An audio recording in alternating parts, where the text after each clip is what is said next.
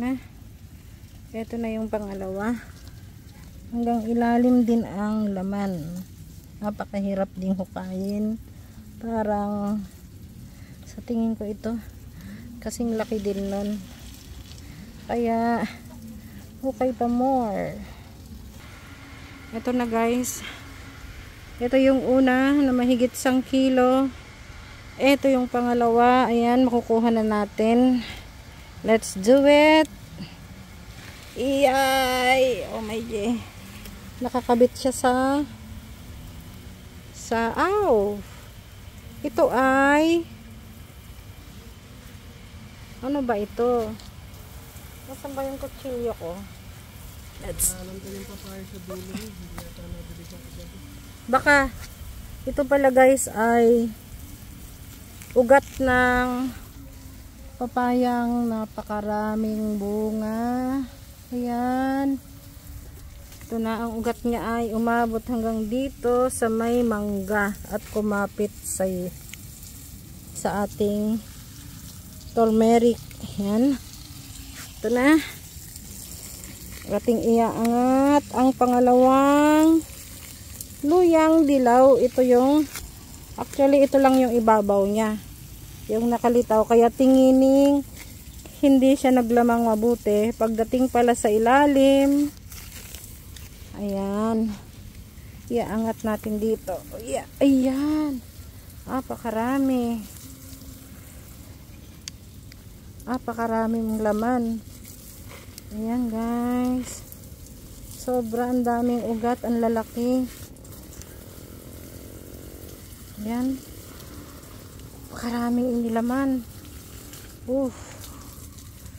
Ito yung side niya, kabilang side. Oops, mahigit 1 kilo din. Bukas ko na. Ito may maliit pang isa rito, pangatlo.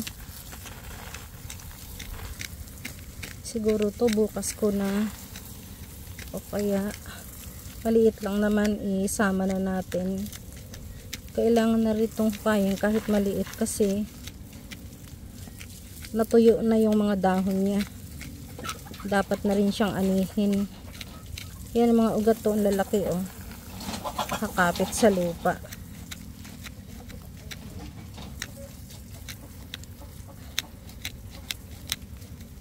Ito konti lang inilaman ng isang to kasi muntik na tong namatay eh. Ayun, pailalim din ng laman. See kung hanggang saan siya aabot. Napakahirap. Pahirap pala magtanim ng luya. Okay. Lapit na ako matapos dito. Maliit lang naman to. Okay. Ito yung una. Ito po yung pangalawa. Sandamakmak. Mahigit 1 kilo din to. Halos magkasing bigat sila. Ayan na sila. Ayan na. Isa, dalawa. Ito yung pangatlo. Okay, update ko yo guys. Update ko kayo pag nahukay na tong pangatlong to. Ayan na guys. Ayan na yung una. Yung pangalawa. Ito na yung pangatlo. Kukunin na natin. Ayan. Uy! Marami rin kahit maliit. Pero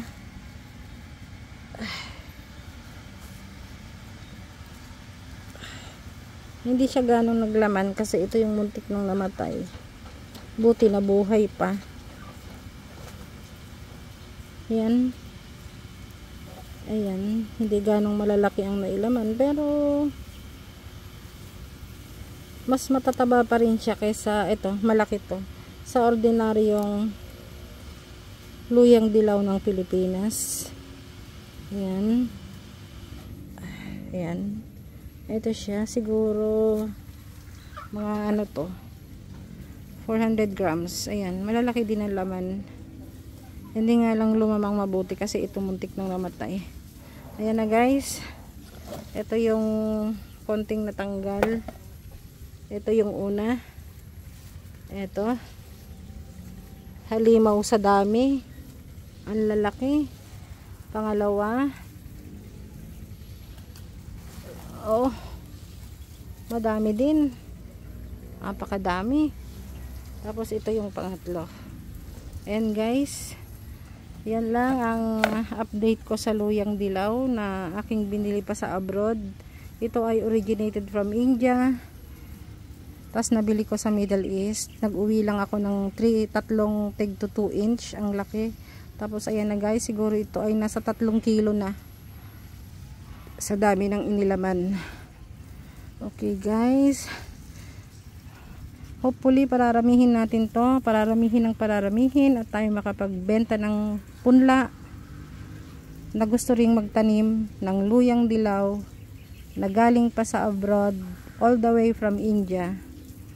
Inilipad sa Pilipinas para maitanim dito, at siya naman ay nahiyang sa lupa ng Pilipinas, kaya napakaraming bunga, napakaraming laman.